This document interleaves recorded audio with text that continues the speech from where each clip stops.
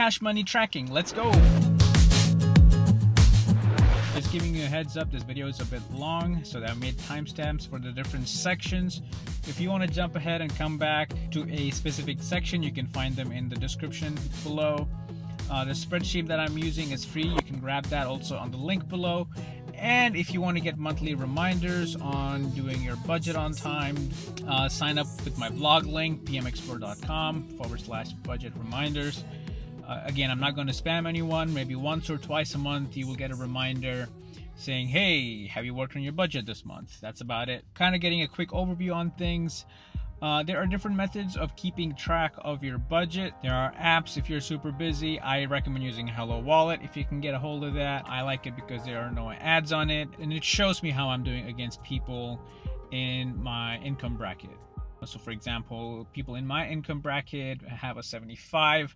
I'm a 72. So it tells me there are some goals and behavioral changes that I have to make so that I can reach the 75. That's a whole different topic on psychology of money. If you want me to make another video on that, leave a comment below. Then there's also the cash envelope system, the traditional pen and paper. There's also various methods and systems that you can use Excel with. I use the zero-based budget. That is, every dollar gets a name and you try as hard as possible to put that dollar where it is supposed to go. So I'm going to show you how I use Google Spreadsheets to keep track of this. One of the reasons being I can access this on my phone just about anywhere, and I can keep track of things manually.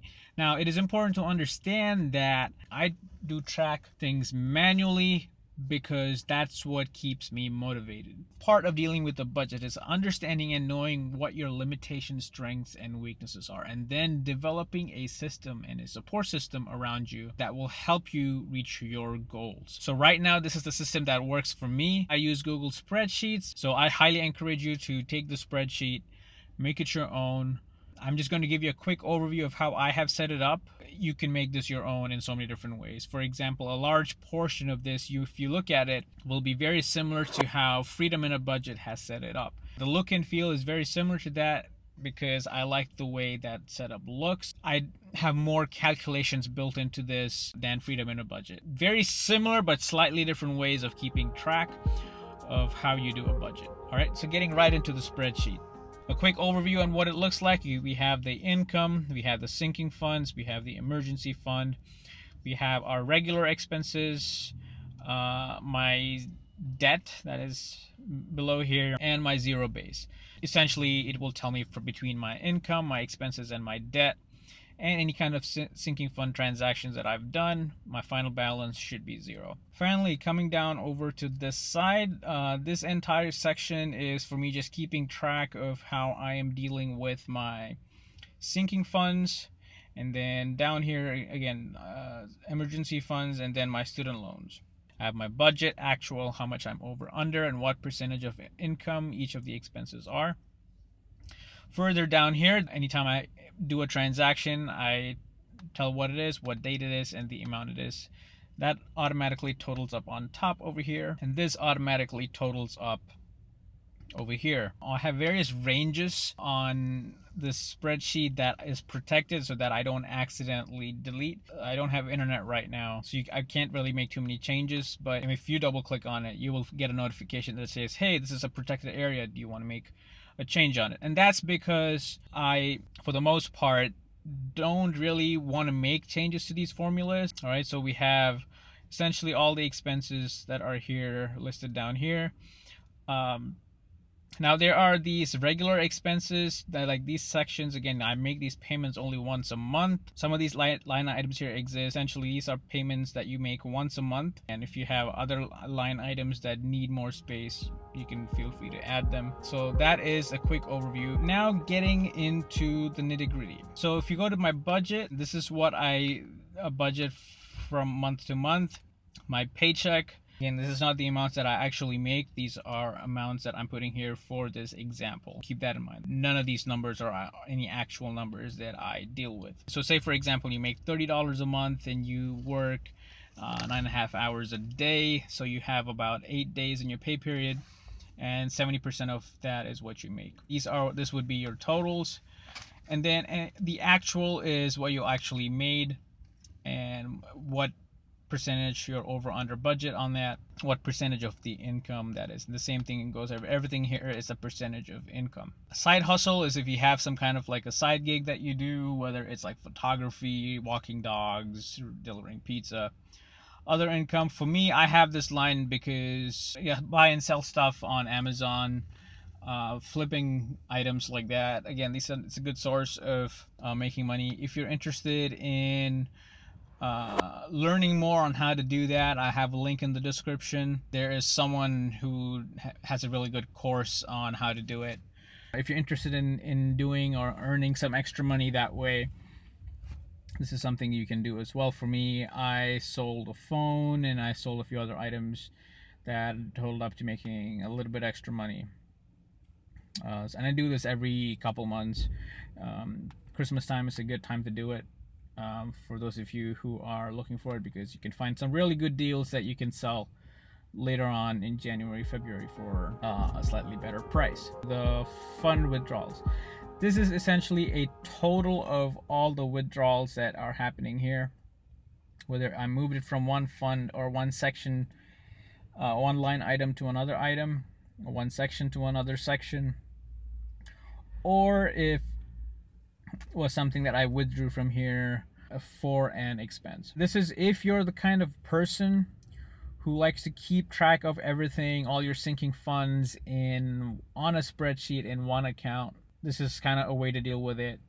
If you don't like dealing with this, you can create multiple savings account. There are plenty of videos on YouTube for that, where you create each of these accounts. For example, vacations, car maintenance, Christmas gifts will get their own savings account, and you can drop money in there. I like this way better, and this is how I keep track of that. These are how much I've budgeted.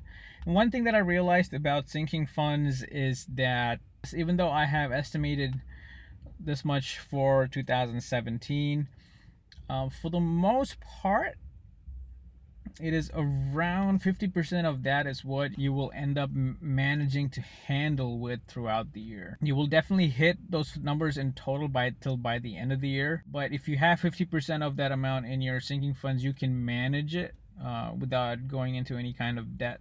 But you'll be writing it really close. You have to make sure that you have extra income coming in consistently to make sure you're writing things with a decent amount of buffer. Keeping track of sinking funds, I usually have a starting balance, and the starting balance usually comes from the remaining balance from the previous month.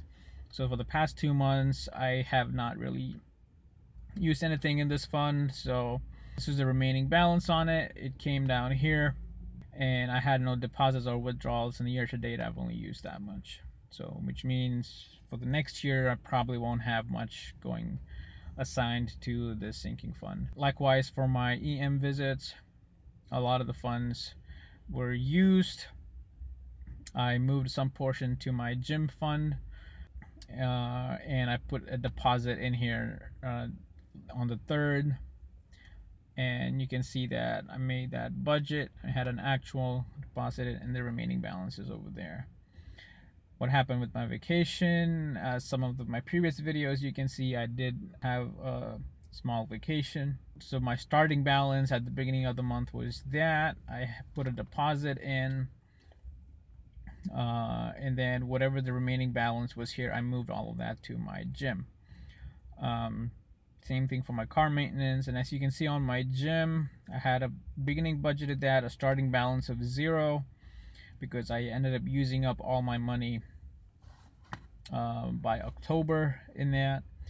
So I ended up adding all the extra funds into my gym fund so that I know I'm funded for my gym membership. I'm trying to stay healthy for about another year. I know I have something available to be consistent with that. There is money that needs to go into my health savings fund for 2018. Coming down to my zeroed out expenses, again, I think this is fairly self-explanatory. All of these are pulling numbers from different totals and making sure that my final balance is 0. Now in my actual numbers, again, keep in mind I have a little extra money here. I am not going to reassign this to any kind of a sinking fund or anything yet, because it is not the end of the month. So I'm still have potential for a second paycheck and a potential for extra money coming in from either my side hustle or some extra money coming in from any kind of flipping or sales that I do. I like to have charts. I'm a visual kind of person. I like to see that. Same thing over here. And also, if you click on the summary, again, y'all don't have to do this, but if you're the kind of person who likes to see where you are along your different tracks, so you can create a chart like this and insert your totals either manually with what I've done here in October, or you can add up totals through formulas, so you can get exact numbers. And then I have trend lines in there that will show me, like, how my trends are doing on that. Now I do not duplicate my sheet until I have reached the exact end of the month, and I usually use those extra spaces here in between to make notes. As you can see here, like, I have a budget for 2018 on my sinking funds.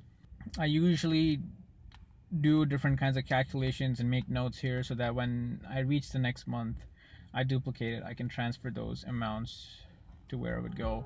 That's just kind of how I keep track of things. Now coming down to my student loans, it again doesn't have to be this complicated. I like to keep track of my starting balances, student loans, and credit cards. So this was a starting balance. This is my last month's balance, any kind of accrued interest. Again, all of these would actually be a sum, as in it adds up from down here to the top. So if I made a payment of $120, when the payment is applied, I will know how much is paid to the principal, how much is paid to the interest, and how much is to my balance. Now, if there is something going on where I have my snowball balance, as in my snowball payments, again, I have $100 set aside for a snowball payment. What I normally do is I have this extra line over here, and I just apply it on top over here, and that adds up, and it deals with the remaining balance appropriately. But once the payment is completed applying, I change it to where it went, as in I would change it to, let's say, $100 here, $20 on interest, and then that would change at the amount over here. So just keep that in mind as well. You don't have to have all this extra stuff. I just like keeping track of exactly how much is going to my regular payments, and if I made an extra payment, which is my snowball payment, again, I would just add it, put it on top here. But once it's actually applied, which takes, again, 3 to 5 days, I would then apply it to my principal and interest. That way I know how much is actually getting applied. That's just how it keeps me motivated. Again, this is a snowball method. Some of you might have heard of it as the Dave Ramsey method of keeping track. This is a quick overview on how you can use the spreadsheet.